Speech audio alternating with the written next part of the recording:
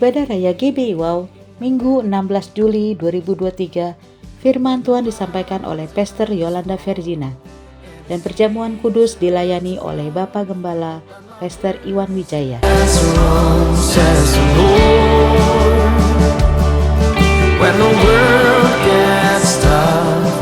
Ibadah Raya GBI Wow, Minggu 23 Juli 2023, firman Tuhan disampaikan oleh Pastor David Basuki.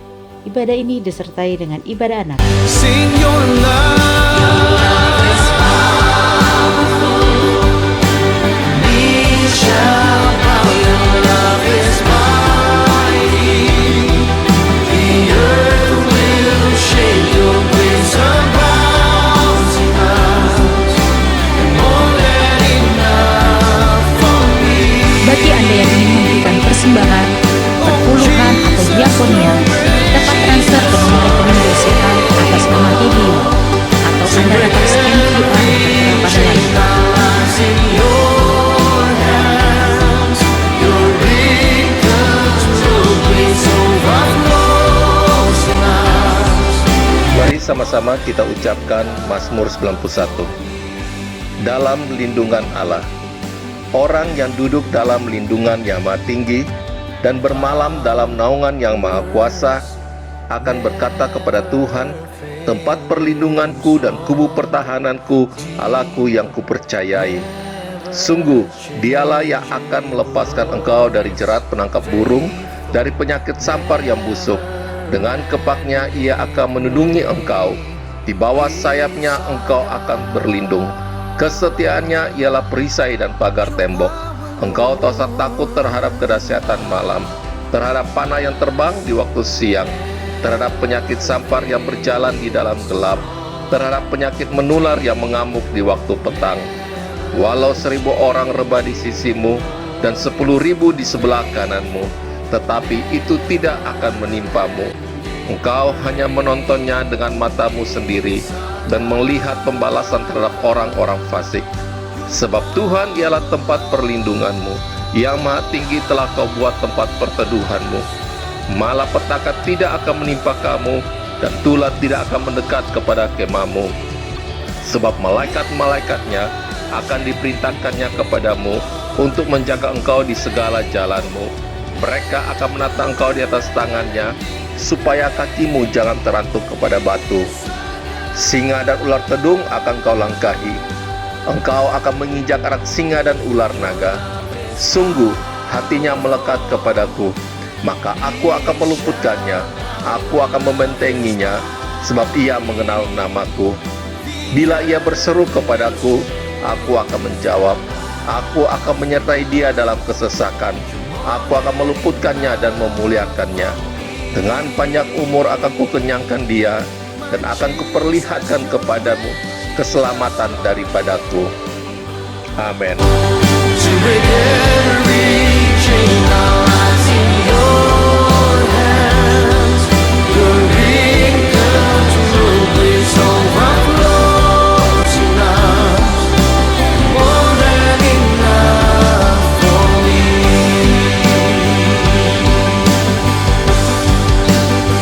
Grace overflows in us. More than enough for me.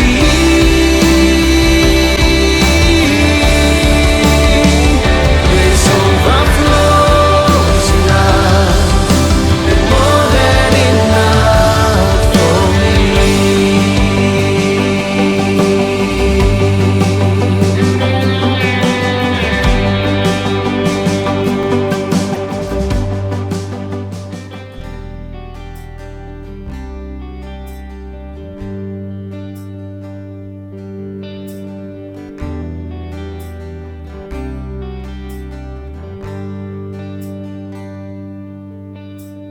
Jujur kadang ku tak sanggup hadapi semua beban, menantikan jam malam, menolak untuk menyerah.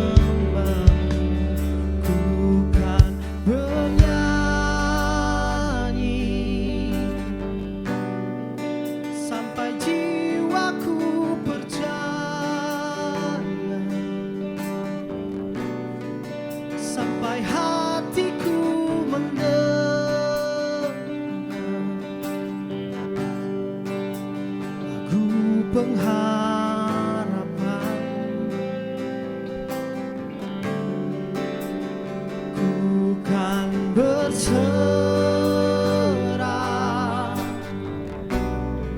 Ku tahu aku tak sendiri. Ku yakin kau mengasihiku.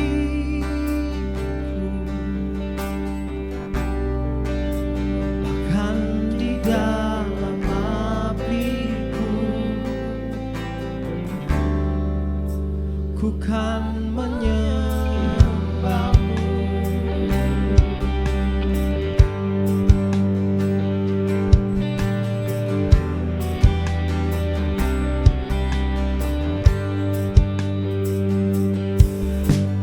Jujur kadang ku tak sanggup menghadapi semua bebanku, menantikan jawaban, menolak untuk menyerah. Kau Tuhan yang sanggup menolong dalam sesatku. Namun meskipun kau belum, ku kan tetap menyembahmu. Ku kan bernyanyi sampai jiwaku percaya,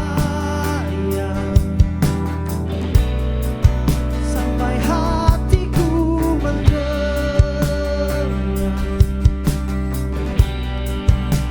lagu pengharapan.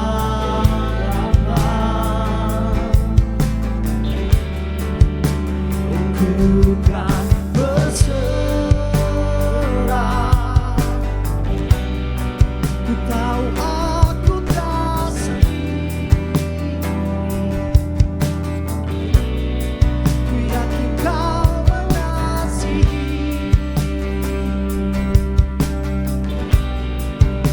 Bahkan di dalam apiku, ku kan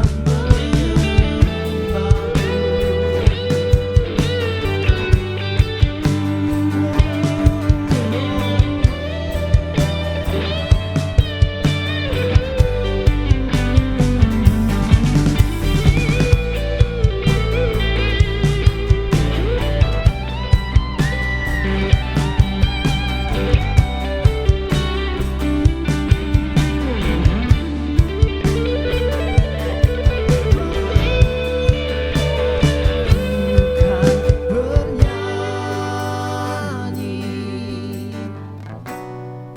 sampai jiwaku percaya, sampai hatiku mendengar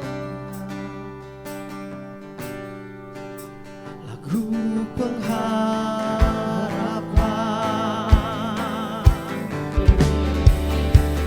Ku kan berserah. Ku tahu aku tak sendiri.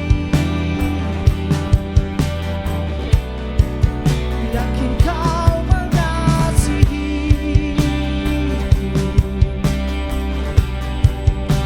Bahkan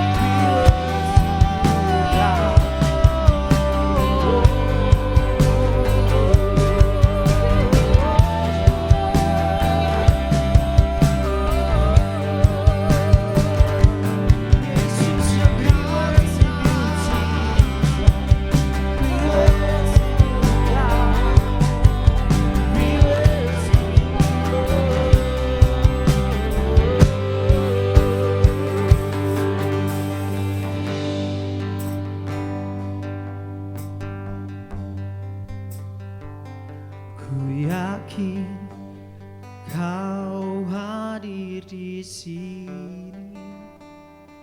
Ku rasakan kuasa yang tak terbatas. Ku yakin Kau nyata di sini. Kemenangan terjadi di sini.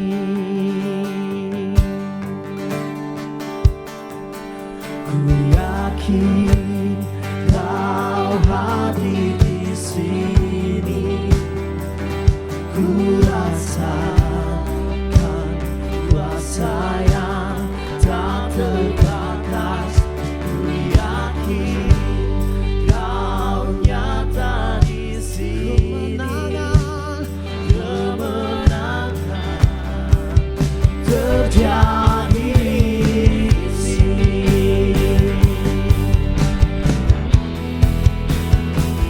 Ku yakin Kau hadir di sini. Ku rasakan kuasa yang tak terbatas. Ku yakin Kau nyata di sini. Kemenangan terjadi di sini. Kesembuhan terjadi di sini.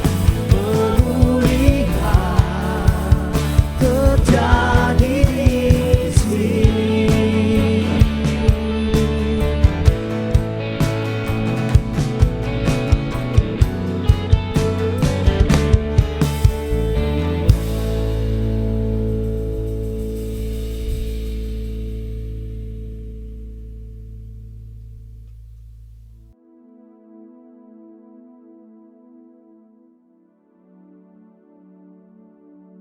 Shalom semuanya. Tahun 2023 adalah tahun untuk bangkit. Jadilah pemenang. The year to rise up. Be victorious. Tuhan menghendaki agar kita menjadi pemenang. Yang mau menjadi pemenang katakan amin. Wahyu pasal 2 dan pasal 3 adalah pesan Tuhan Yesus kepada 7 sidang jemaat pada waktu itu, yang juga bisa diartikan sebagai pesan Tuhan Yesus kepada gereja sepanjang masa, termasuk gereja masa kini. Setiap pesan Tuhan Yesus selalu diakhiri dengan kata-kata, barang siapa bertelinga, hendaklah mendengarkan apa yang dikatakan oleh Roh kepada jemaat-jemaat. Barang siapa menang, maka upahnya adalah masuk surga. Jadi untuk menjadi pemenang, kita harus mendengarkan apa yang dikatakan oleh Roh kepada jemaat. Hal ini bisa juga diartikan, kita harus membaca Alkitab, merenungkan, melakukan, dan menyaksikannya. Tuhan juga bisa berbicara kepada kita melalui nubuatan, melalui mimpi, melalui peringatan dan teguran, melalui hamba-hambanya. Hasil temuan dari Dr. George Barna, Direktur Riset Cultural Research Center Arizona Christian University di Amerika Serikat, yang dirilis pada tanggal 24 Mei 2022, menunjukkan bahwa hanya 37% pendeta Kristen di Amerika Serikat yang masih memiliki sudut pandang yang alkitabiah. Wow. Temuan ini tidak mengejutkan, mengingat pendeta dari kaum Injili yang percaya bahwa Alkitab adalah firman Allah yang benar dan dapat diandalkan untuk kehidupan manusia. Hanya 51% yang masih memiliki pandangan yang alkitabiah. Secara rinci, didapat data pendeta yang masih memiliki sudut pandang yang alkitabiah berdasarkan denominasi. Yang pertama, pendeta non-denominasi dan gereja-gereja independen. itu 57%. Kemudian pendeta Protestan Injili 51%. Pendeta Karismatik Pentakosta 37%. Pendeta Protestan Arus Utama 32%. Pendeta Aliran Kekudusan 28%. Pendeta Protestan Kulit Hitam 9%. Pastor Katolik Roma 6%.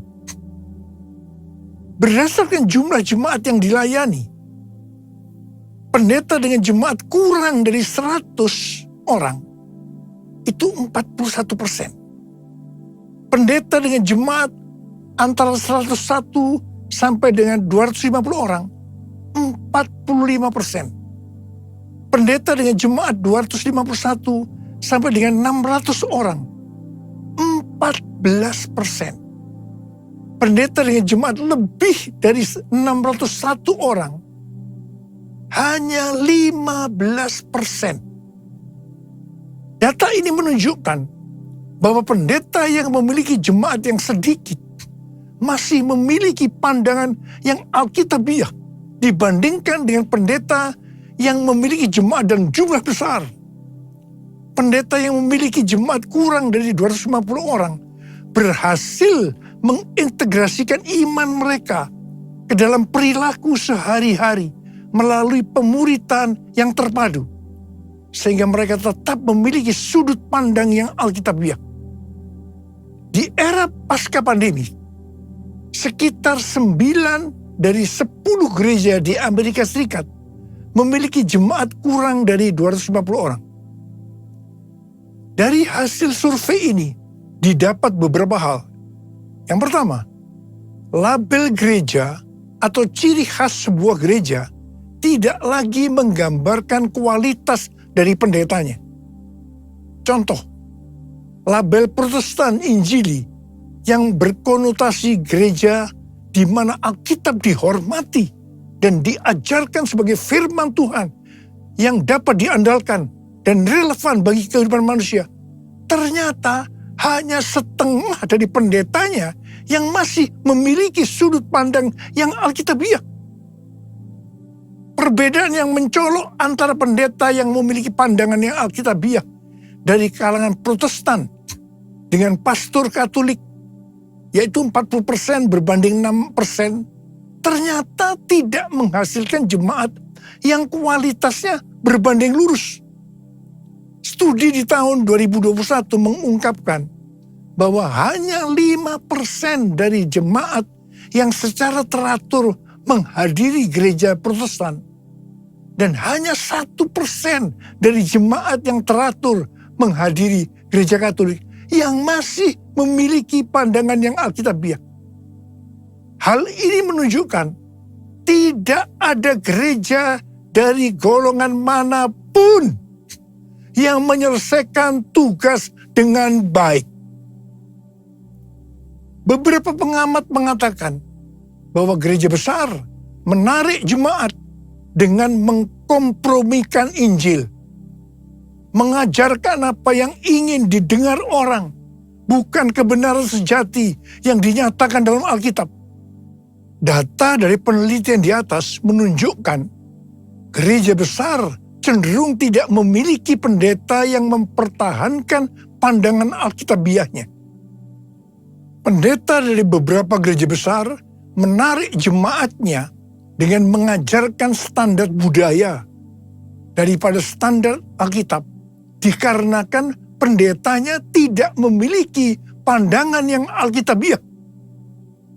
Pendeta yang tidak memiliki pandangan yang alkitabiah tidak akan bisa mengajarkan jemaatnya untuk memiliki pandangan yang alkitabiah. Melihat data-data ini, kita harus benar-benar introspeksi. Apakah saya hidup sesuai dengan firman Tuhan? Dan saya harap ini tidak terjadi di Indonesia.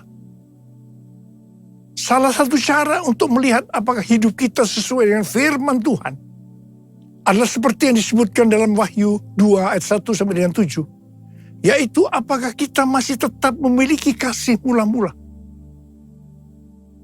Apapun yang kita lakukan untuk melayani pekerjaan Tuhan, kalau itu tidak didasarkan kepada kasih yang mula-mula, Tuhan akan berkata kepada kita, betapa dalamnya engkau telah jatuh.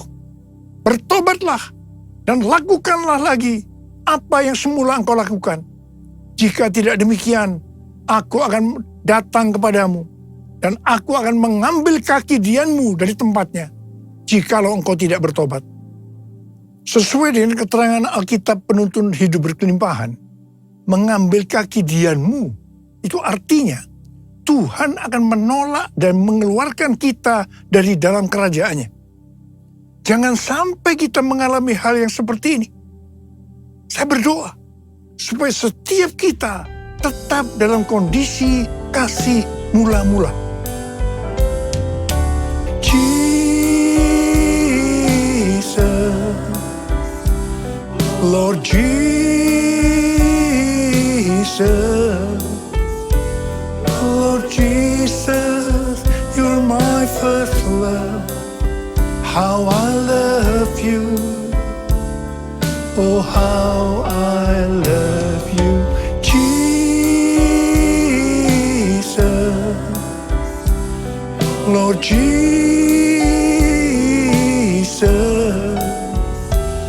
Lord Jesus, you're my first love. How I love you, oh how I love you, Lord. Tahun 2023 adalah tahun untuk bangkit. Jadilah pemenang. Elia menjadi pemenang melawan nabi-nabi Baal, sehingga membuat orang Israel bertobat. Orang Israel bertobat karena melihat api Tuhan turun. Api Tuhan turun karena doa Elia. Sebelum berdoa, yang dilakukan oleh Elia adalah memperbaiki mezbah Tuhan yang telah diruntuhkan. Artinya, memulihkan ibadah mereka kepada Tuhan. Pertama-tama yang dilakukan Elia adalah membuat mezbah dengan menyusunnya dari 12 batu. 12 batu berbicara tentang unity di antara suku-suku Israel. Untuk menjadi pemenang dalam hal memenangkan jiwa bagi Tuhan, yang paling utama harus terjadi unity di antara kita. Kita harus saling mengasihi. Yohanes 15 ayat 16 dan 17 berkata, bukan kamu yang memilih aku, tetapi akulah yang memilih kamu. Dan aku telah menetapkan kamu, supaya kamu pergi dan menghasilkan buah, dan buahmu itu tetap, supaya apa yang kamu minta kepada Bapa dalam namaku, diberikannya kepadamu. Inilah perintahku kepadamu, kasihilah seorang akan yang lain. Yohanes 13 ayat 34 dan 35 berkata, aku memberikan perintah baru kepada kamu, yaitu supaya kamu saling mengasihi. Sama seperti aku telah mengasihi kamu, demikian pula kamu harus saling mengasihi. Dengan demikian, semua orang akan tahu bahwa kamu adalah murid-muridku, yaitu jikalau kamu saling mengasihi. Matius 5 ayat 23 dan 24 berkata, sebab itu, jika engkau mempersembahkan persembahanmu di atas mezbah, dan engkau teringat akan sesuatu yang ada dalam hati saudaramu terhadap engkau, tinggalkanlah persembahanmu di depan mezbah itu, dan pergilah berdamai dahulu dengan saudaramu, lalu kembali untuk mempersembahkan persembahanmu itu. Supaya persembahan kita berkenan kepada Tuhan, maka kita tidak boleh ada ganjalan dengan orang lain. Kita tidak usah mempermasalahkan siapa yang benar dan siapa yang salah. Tetapi supaya terjadi saling mengasihi dan inisiatif berdamai harus dari kita terlebih dahulu. Roma 12 ayat 18 berkata, sedapat-dapatnya kalau hal itu bergantung padamu, hendaklah engkau hidup dalam perdamaian dengan semua orang. Semua diberkati Tuhan. Mari, kita akan melihat contoh. Mengapa Abraham diberkati Tuhan? Salah satu alasannya adalah bagaimana respon Abraham agar perdamaian tetap terjadi antara dia dengan Lot. Kisah perselisihan antara Abraham dan Lot ini dimulai karena padang penggembalaan mereka kurang. Disebabkan Abraham dan Lot diberkati luar biasa oleh Tuhan dengan ternak yang banyak, maka mulailah terjadi perkelahian antara gembala Abraham dan gembala Lot. Kalau ini dibiarkan, maka akan terjadi perselisihan antara Abraham dan Lot yang lebih besar lagi. Apa yang dilakukan oleh Abraham? Abraham mendatangi Lot terlebih dahulu.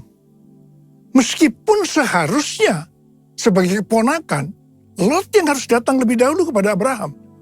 Abraham berkata, kita ini kerabat, kita ini adalah saudara.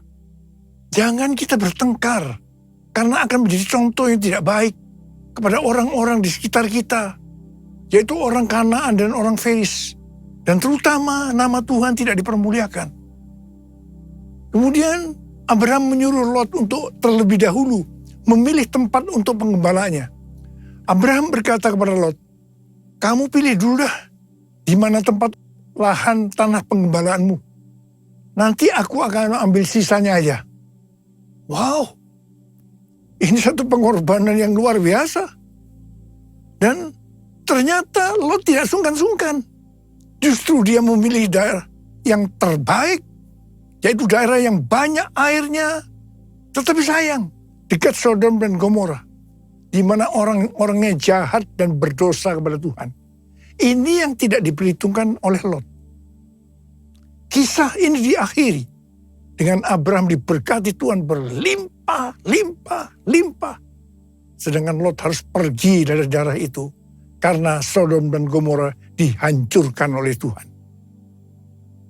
Kita harus bangkit dan menjadi pemenang dalam hal hidup saling mengasihi. Yang mau katakan amin. Ku mau hidup seturut kehendak Tuhan. Ku mau memberi semua yang ku dapat berikan. Ku mau cinta Dia lebih dari semua. Ku tak dapat membalas kasih-Nya.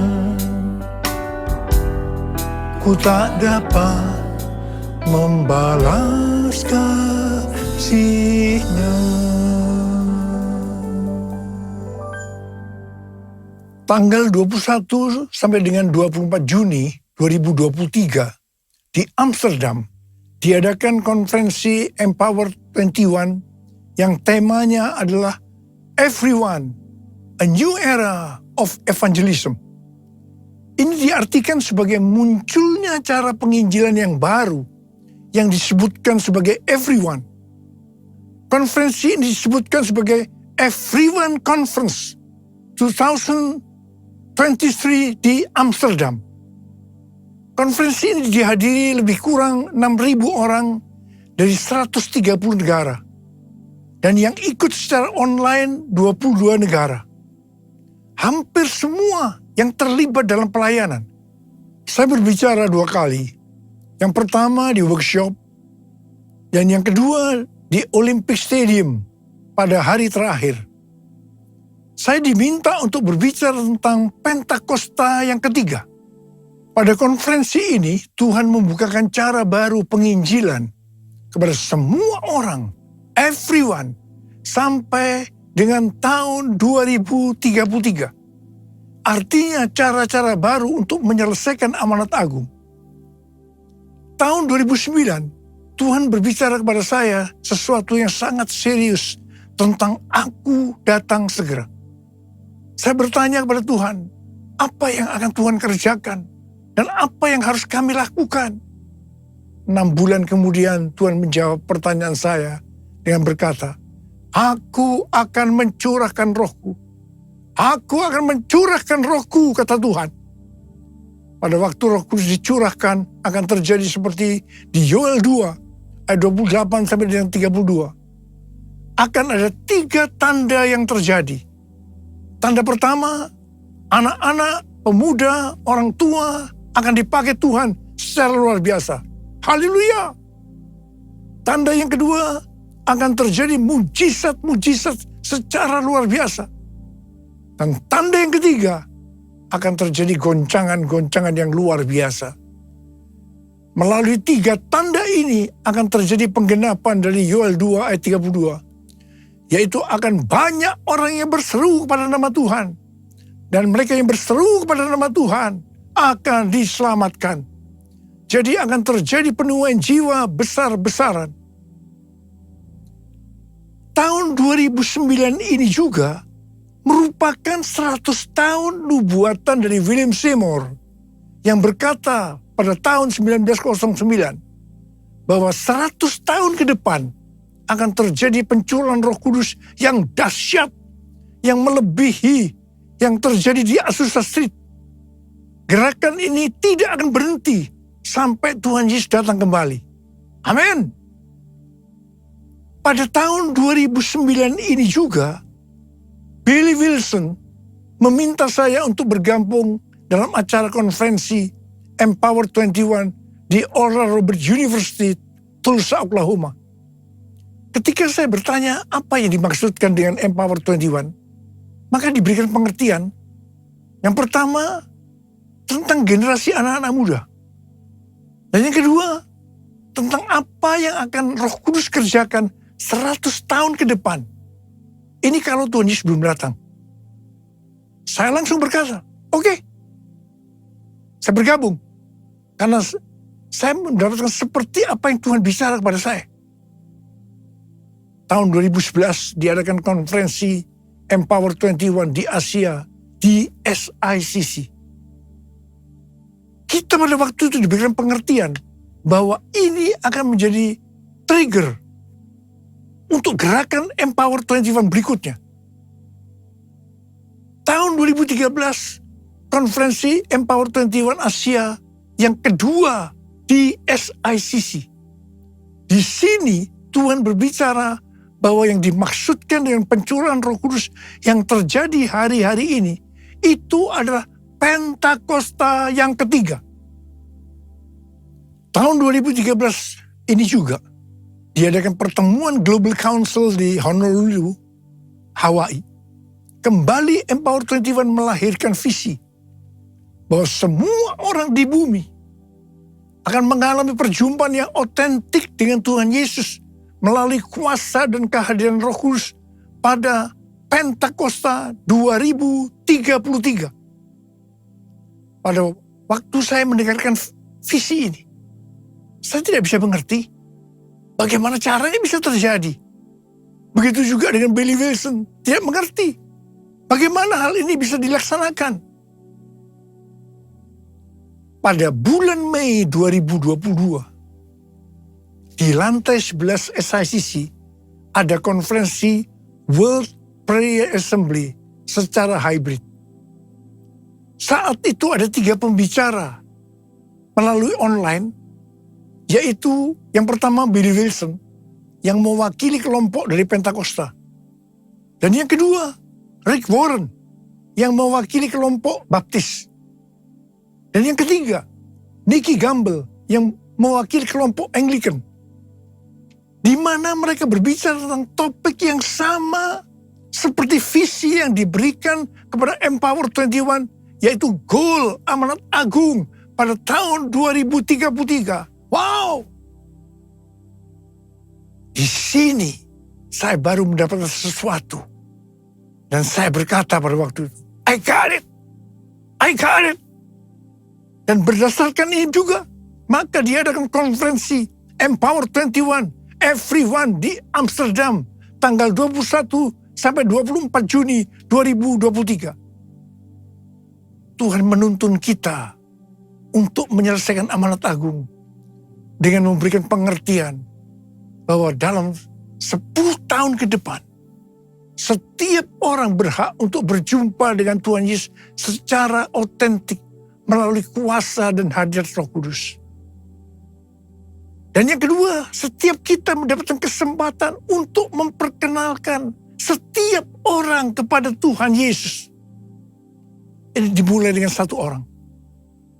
Seperti pada waktu Tuhan Yesus berjumpa dengan perempuan Samaria dan orang di Gerasa yang rasuk banyak setan. Setelah mereka disembuhkan, dari satu orang, satu kota dimenangkan untuk Tuhan Yesus. Dan kita dituntun Tuhan. Cara penginjilan melalui kelompok kecil seperti KUL. Dan untuk menyelesaikan amanat agung, everyone, ini tidak bisa sendiri. Harus berkolaborasi. Denominasi harus unity dengan tidak menjelekkan satu dengan yang lainnya. Tetapi bersama-sama bergandengan tangan. Supaya setiap orang mendengar tentang Yesus dan berjumpa dengan Dia. Kita tidak perlu mempersoalkan tentang perbedaan doktrin. Yang penting, kalau visinya sama untuk menangkan jiwa bagi Tuhan Yesus, kita harus bergandengan tangan. Saya tahu ini pesan Tuhan yang sangat kuat untuk hari-hari terakhir ini. Bahwa kita diminta untuk unity. Berkolaborasi. Menghilangkan segala perbedaan-perbedaan yang ada selama ini. Tidak perlu dipermasalahkan.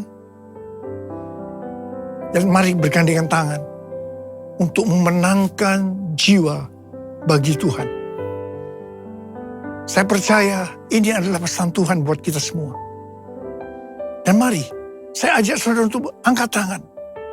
Kita akan berkata kepada Tuhan, satukan kami ya Tuhan bersama dengan tali yang tak putus.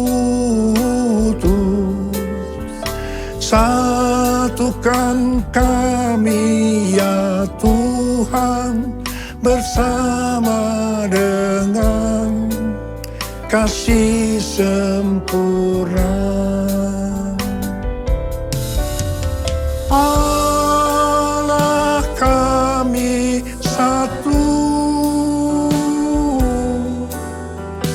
Raja pun satulah.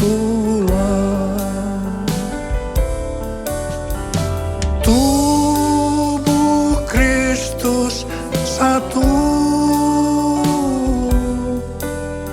sebab itu ku nyanyi, sebab itu ku nyanyi. Uralaba syaralaba laba laba laba laba laba laba. Urialaba laba laba laba laba laba laba. Urialaba laba laba laba laba laba laba laba laba. Oh Jesus, satukan kami ya Tuhan, satukan kami ya Tuhan. Kami tidak bisa sendiri-sendiri, tapi kami harus berkolaborasi dengan dasar unity satu dengan yang lain untuk memenangkan jiwa. Everyone. 2033.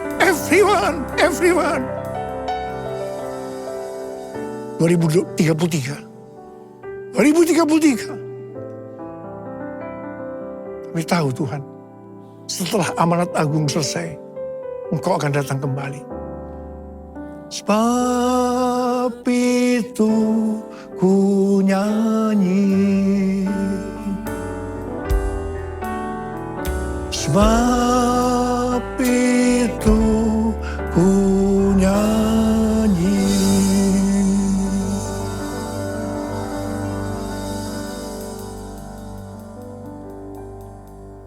Mari, saudara-saudara, kita akan masuk dalam perjamuan kudus.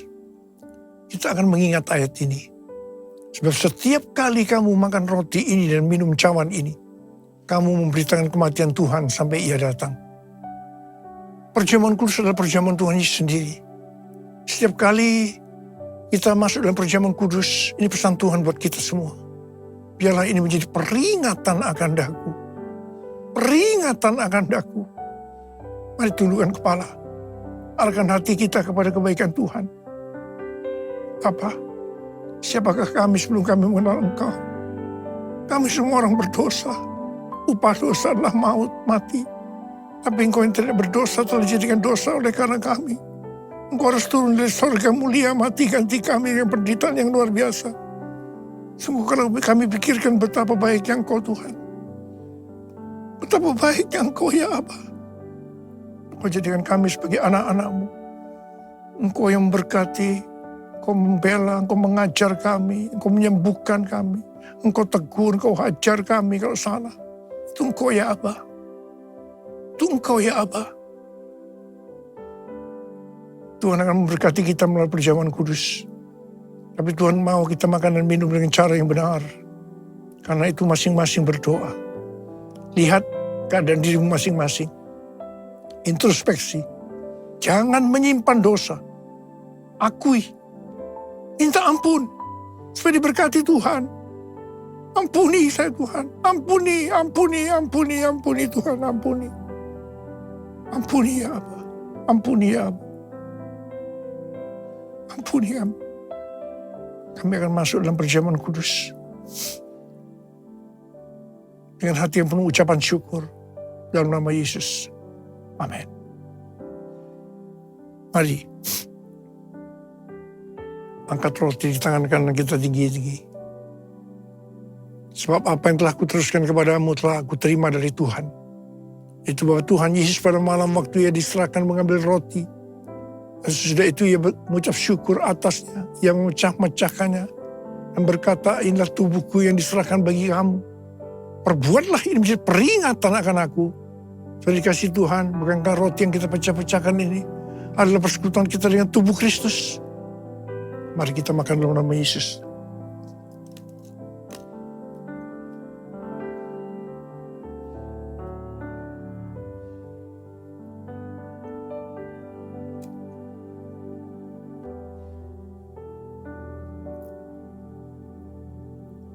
Angkat cawan di tangan kita tinggi-tinggi. Mungkin juga yang mengambil cawan sudah makan lalu berkata, cawan ini adalah perjanjian baru yang dimeteraikan oleh darahku. Perbuatlah ini setiap kali kamu meminumnya menjadi peringatan akan aku. Sudah dikasih Tuhan, bukankah cawan pengucapan syukur. Yang atasnya kita ucapkan syukur adalah persekutuan kita dengan darah Yesus. Mari kita minum dalam nama Yesus.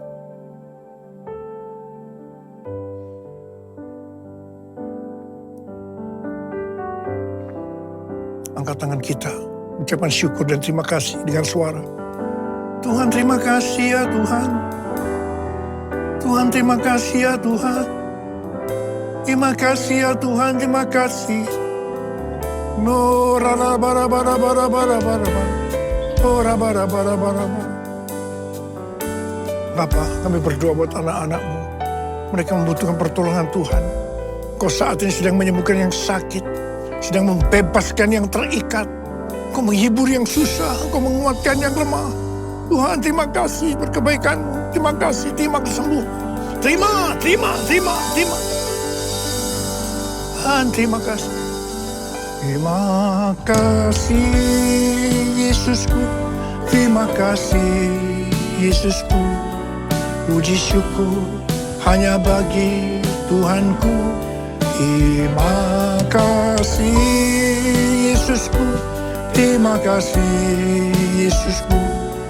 Puji syukur hanya bagi Tuhanku. Terima kasih. Terima kasih Yesusku. Terima kasih Yesusku. Puji syukur hanya bagi Tuhanku. Terima kasih Yesusku.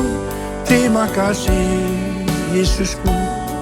Puji syukur hanya bagi Tuhanku. Puji syukur hanya bagi Tuhanku. Puji syukur hanya bagi Tuhanku.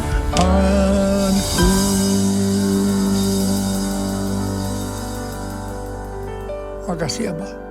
Terima kasih. Berkat-Mu melimpah buat anak-anak-Mu. Sekarang terima berkat Tuhan. Kasih karunia berlimpah-limpah daripada Allah Bapa dalam Anak yang tunggal Yesus Kristus. Persekutuan yang manis dengan Roh Kudus menyertai saudara sekalian mulai hari ini. Sampai Tuhan Yesus datang menjemput kita di awan-awan dan bahkan sampai selama-lamanya. Yang percaya bersama-sama katakan, Amin.